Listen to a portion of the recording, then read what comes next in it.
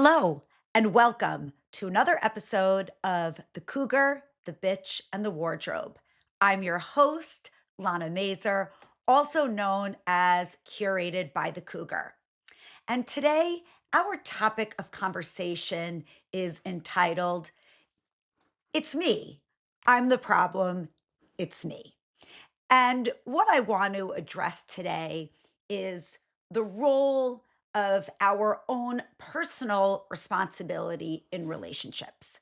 We have spent some time on other episodes discussing toxicity that we may experience from others, whether it's from someone that we're involved in a romantic relationship with, whether it's friendship, a platonic relationship, or someone in our family. But I think it's important to address the role that each of us play in those relationships, in relationships in general, in interactions in general, and understanding that we too are responsible for how those interactions, how those relationships play out. So, first, I want to start off by saying that I'm in practice every single day to be the woman I want to be constantly. Now, was I always aware of that? Probably not. Definitely not when I was in my early 20s, maybe not in my early 30s, even. But as I've gotten older, I've definitely become more self aware and more dedicated to my own personal growth.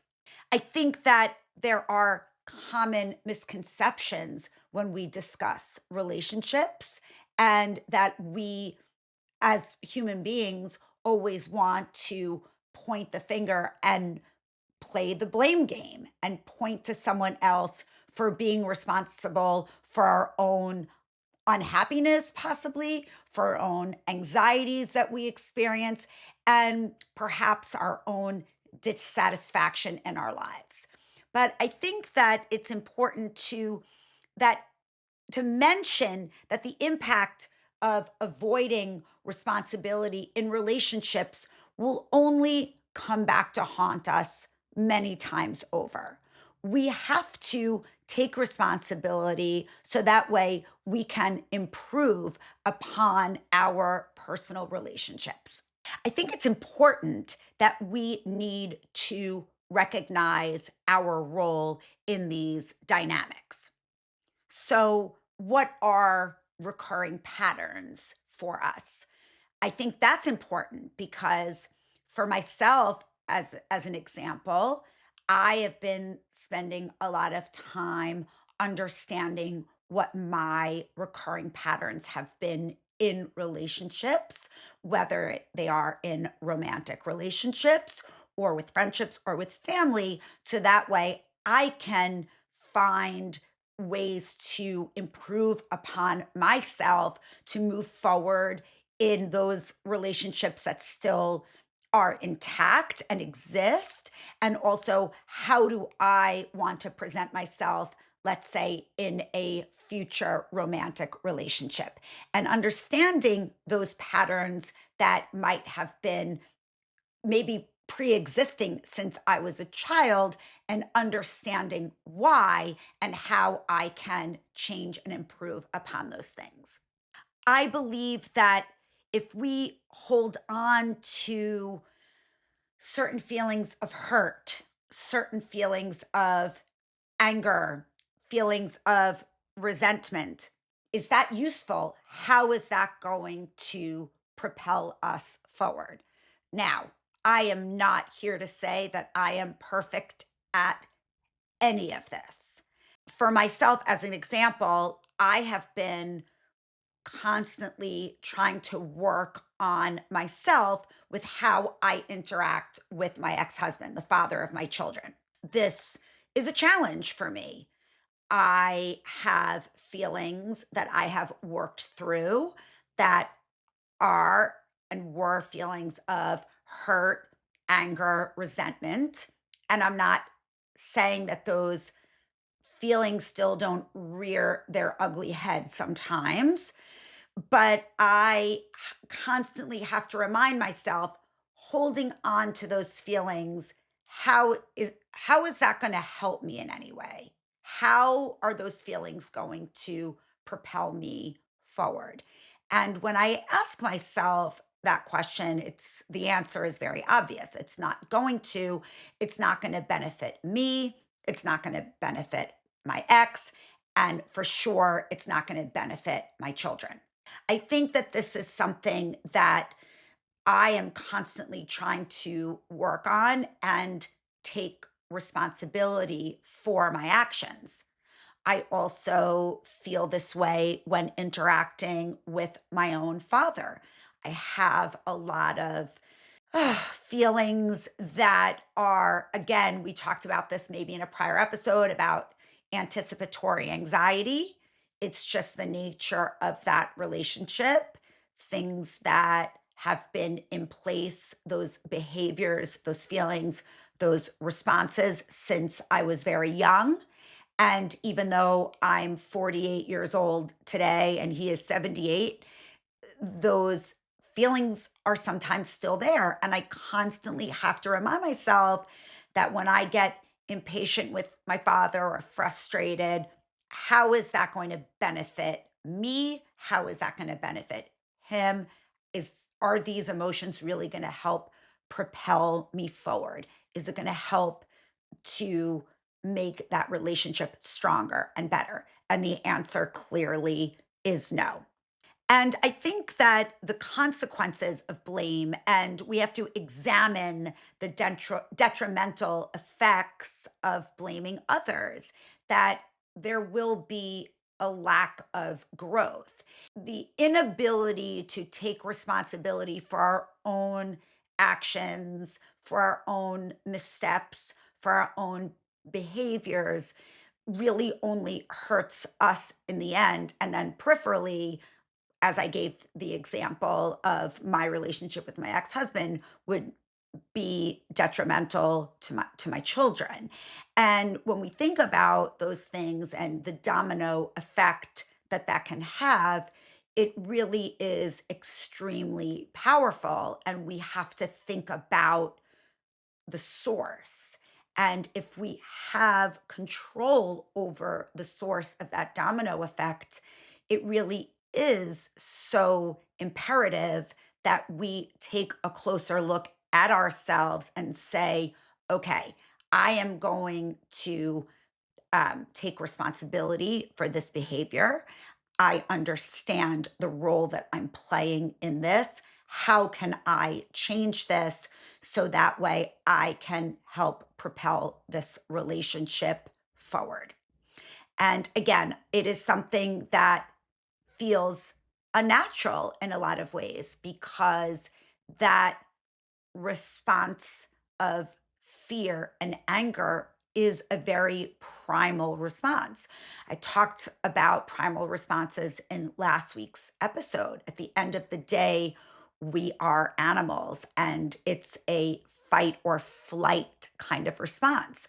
Are we going to run away from our actions and not take responsibility? Or are we going to fight and be angry and have that anger in place of moving forward and benefiting from admitting to our role in the situation and being able to move forward?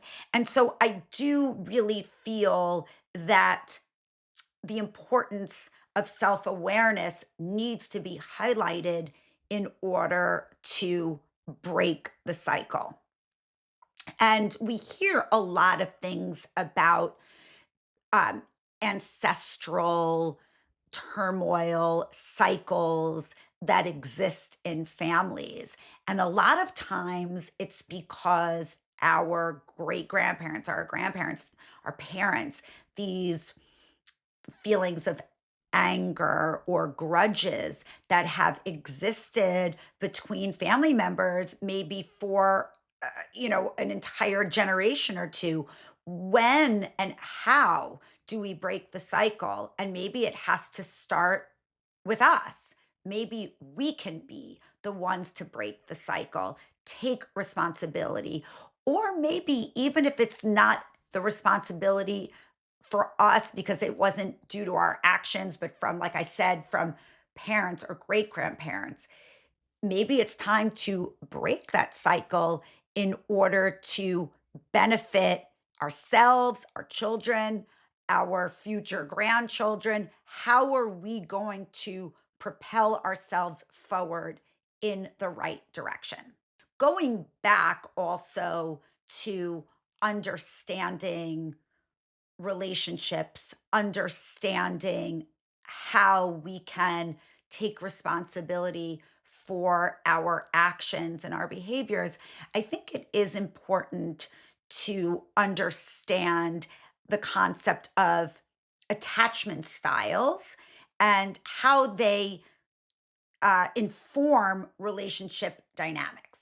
Now, I am not a psychologist and I don't want to spend a lot of time defining what each attachment style is, but the main attachment styles are secure, anxious, avoidant, and disorganized.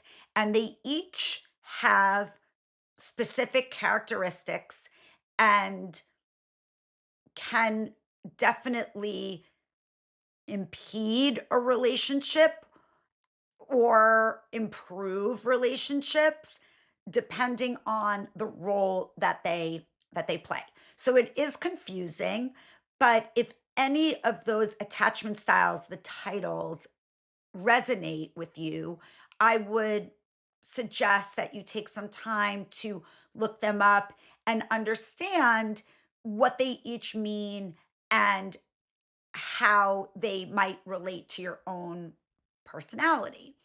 And again, the benefit of understanding that is that once you can identify, okay, this is my attachment style. Oh, yes, this resonates with me. I see my patterns. Well, now you have been made aware of what they are and what contributes to this attachment style. And now, what can you do to change that and work on it? So maybe that attachment style can change for the future. And in addition to that, I think, again, recognizing your own attachment style leads to greater self awareness and responsibility in relationships, and can also help you to identify red flags and your own red flags, and how moving forward you can make those red flags green. I also want to discuss a little bit about how exploring childhood experiences shape these attachment styles and impact adult relationships. So, as we discussed in a prior episode about my own experience growing up with a mother who suffered from severe mental illness, specifically borderline personality disorder and also bipolar disorder, those those diagnoses that she suffered tremendously from had a severe impact on myself and my childhood and how I viewed relationships, whether they were with other family members, friends, and then in my as I got older with boyfriends, marriages, etc. And it took me a long time to understand how those experiences shaped me and also impacted the way that I viewed romantic relationships and what a romantic relationship should or could look like.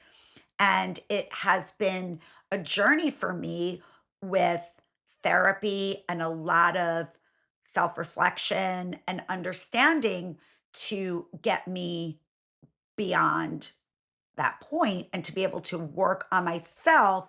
So that way, though the attachment style that I recognize might be my own, how do I get beyond that. And for a long time, again, going back to taking responsibility for our behaviors, our interactions, and the role that we play in relationships, I harbored a lot of resentment and a lot of anger towards my mother for many years, even, many years after she passed away. And now, not only understanding who she was, but also taking responsibility for some of my own actions that I realize now might have been triggering for her has also helped me tremendously. I want to also spend some time focusing on the role that jealousy can play in relationships and specifically in romantic relationships. Because I think that jealousy, as I mentioned in a previous episode, is such a toxic emotion and can only lead to your own personal detriment. And being in a relationship where you bring jealousy to the table will only blow up in your face. And I have seen that situation many times over with very close friends that were in relationships where they really were so jealous or distrustful of their partner. And for, again, for really a lot of the times, no apparent reason. It's different if there's, cheating and something that makes that, I guess, making you feel that you can't trust that person if there is something that occurred.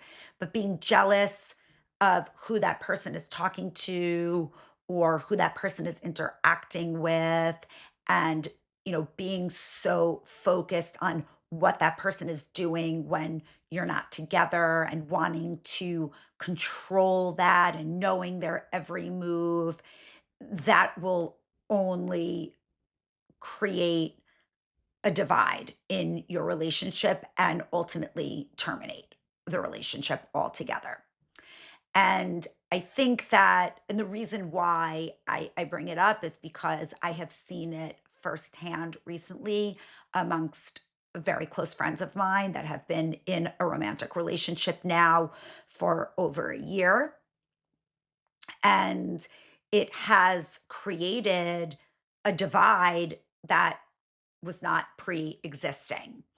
And I encourage my listeners today that if you have experienced that in the past, if that is a pattern for you, if you recognize that in yourself right now, I encourage you to take a deep dive into that and perhaps understand and uncover why that's going on for you. Is it something that has happened in your past? Is it something where you have abandonment issues from childhood? Is there a lot of deep rooted insecurity? I think that it's really worth looking into because I've seen so many potentially beautiful relationships come to an end because of this harboring of jealousy and distrust in a relationship. And a lot of time we want to say, okay, I'm jealous because this person did this to me, or they said that, or I saw them looking at another man, woman, or they're talking to someone else. I don't like how they're talking to that person. So again, maybe there is validity to that, but perhaps taking a look at ourselves and saying, well, is this really is the problem? It's me. I'm the problem. It's me.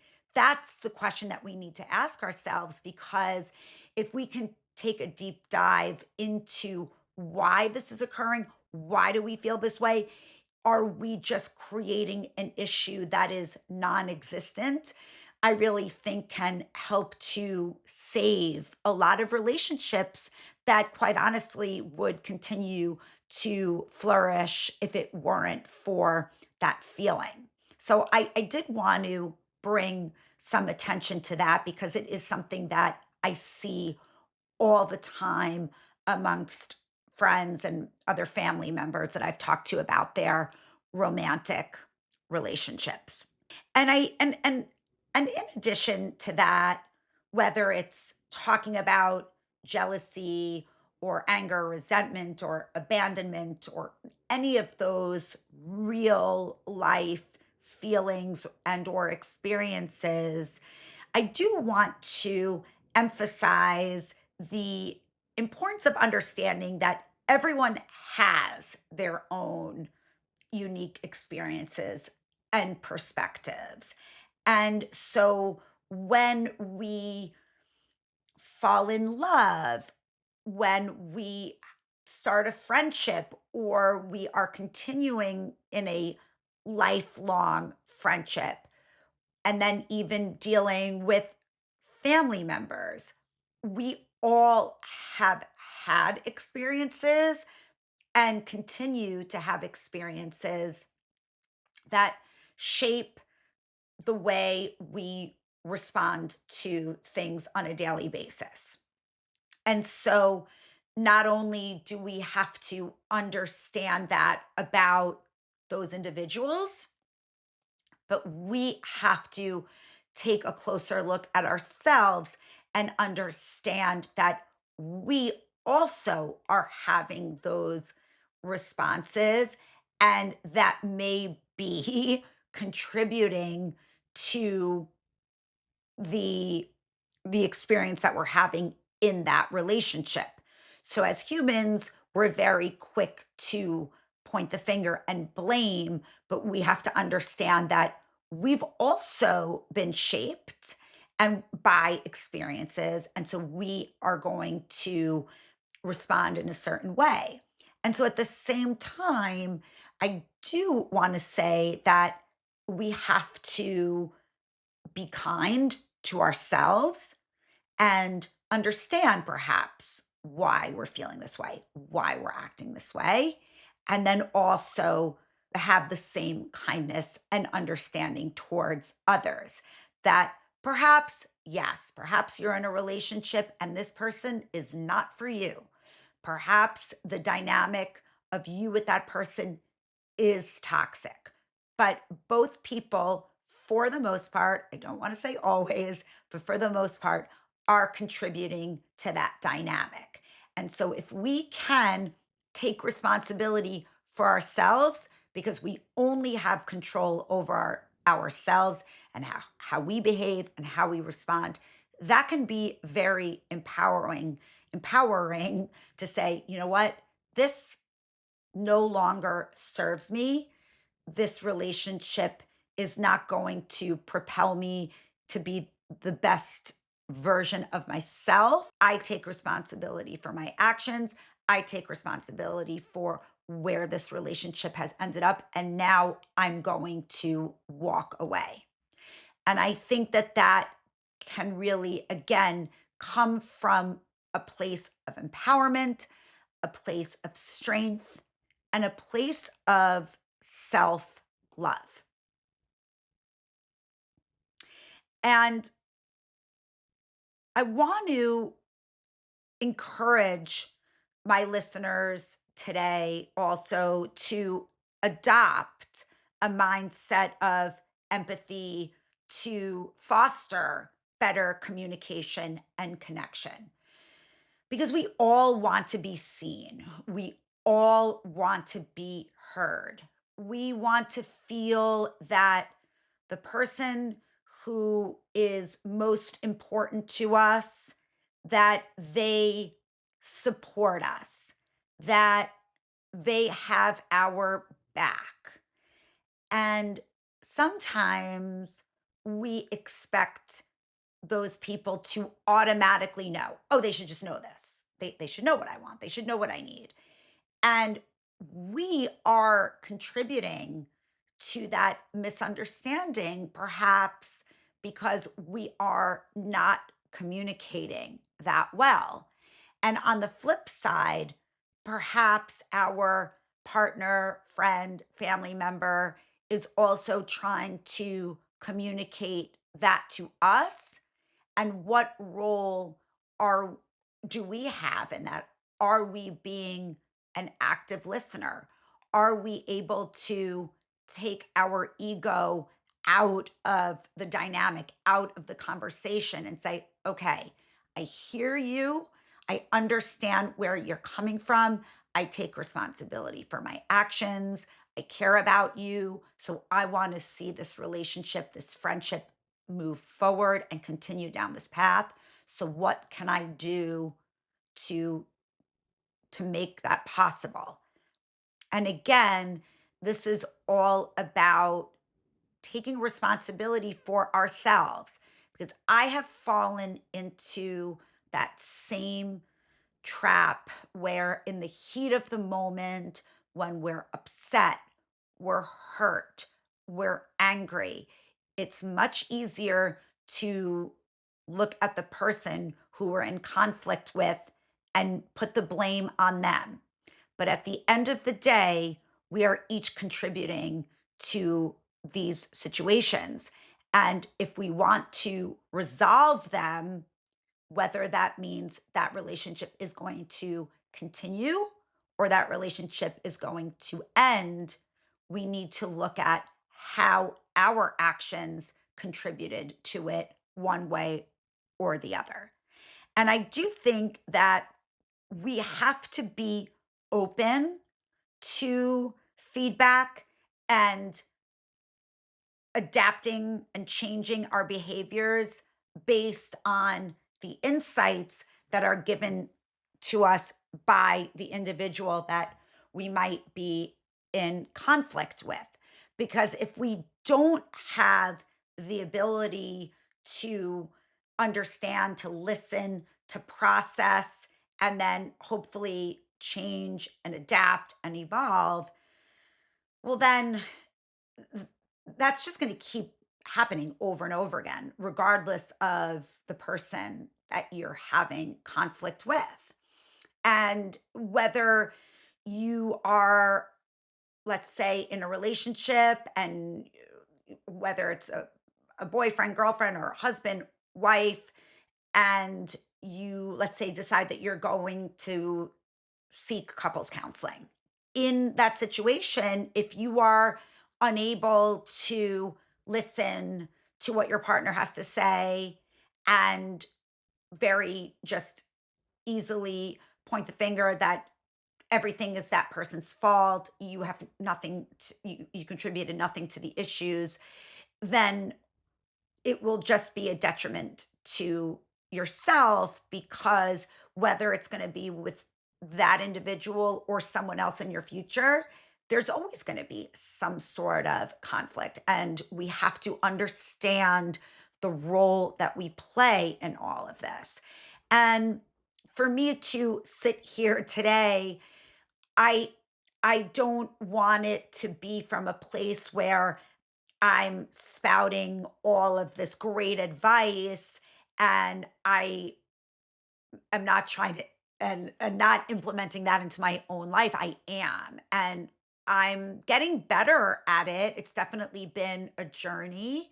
And it's something that I've really committed myself to not only understanding uh, how I have contributed to potentially my last two marriages not working out, and also how can I understand my own behaviors, my own attachment styles, my own patterns, so that way I don't have the same repeating pattern again in a future relationship.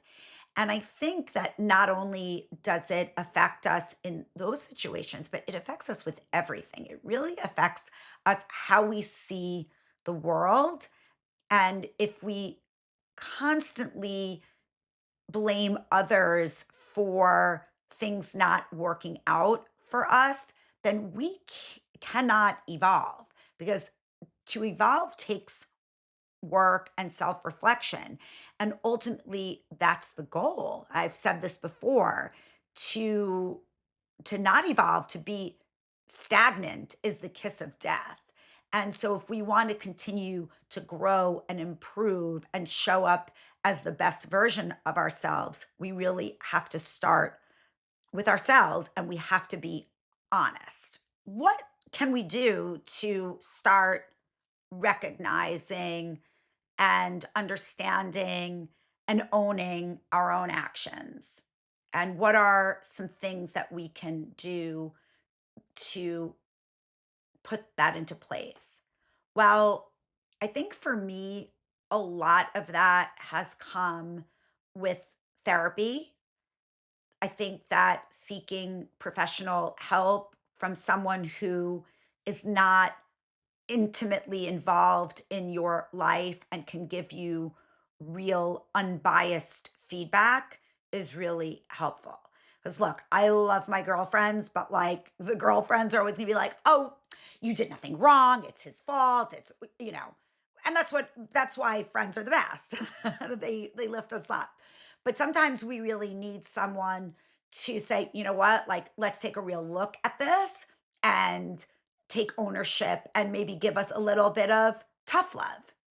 I do think that self reflection in terms of journaling can be helpful to really write things out and then to be able to go back and reread what you wrote. You can't run away from the written word. It's there to stare you in the face. So I think that that's really helpful. And quite honestly, like when we write something out and it's not speaking to a specific audience, because sometimes what we say is tailored according to who's listening, I think that that's really, I don't know, that really can make us honest. For those of you that have a meditation practice, that can also be helpful sometimes to quiet the mind and step away from the conflict. And as I've talked about before, our brains will talk us into or out of whatever we're trying to convince ourselves of. So taking a break from that can kind of clear the mind and give us a fresh perspective. And I don't want to diminish or take away being able to seek feedback from trusted friends or family, but I do want to say you need to take that with a grain of salt, because again, those people that love us and really want to boost our ego, sometimes that's not necessarily what we're looking for. And again, I do want to suggest that even though it might be a difficult conversation to approach that person that you're in conflict with, it's always helpful to approach that person from the standpoint of love and understanding and taking responsibility for your own part in the conflict. Because I think as human beings, we go into fight or flight. But if you can approach someone in a gentle and understanding manner, it definitely will help to encourage someone to open up, to speak, and to be open to the conversation and what you have to say. And then vice versa. We need to quiet the ego and let someone maybe tell us the things that we don't necessarily want to hear. I do honestly believe that being able to do this will help us to foster deeper connections and trust. And if we can take accountability for ourselves, it will encourage accountability in others. So sometimes we might have to lead by example. And this shift can definitely lead to healthier dynamics in romantic relationships, friendships, and family interactions. And today, in conclusion, I want to encourage my listeners to reflect on your roles in relationships so you can promote growth in those relationships and also to promote self love and to promote growth for yourself. I really want to invite you to share your stories with me, whether it's on Instagram at Curated by the Cougar, on TikTok at Curated by the Cougar, and on Spotify at the Cougar, the Bitch, and the Wardrobe. And share your stories with me, share your opinions. It really helps me to understand my audience and be able to create a dialogue that you can relate to. And I also want to encourage you to share this episode with someone that you think that this might be helpful for them to listen to. That also helps me. It helps the podcast to grow and helps it to reach people that might really benefit from these conversations. So until next time.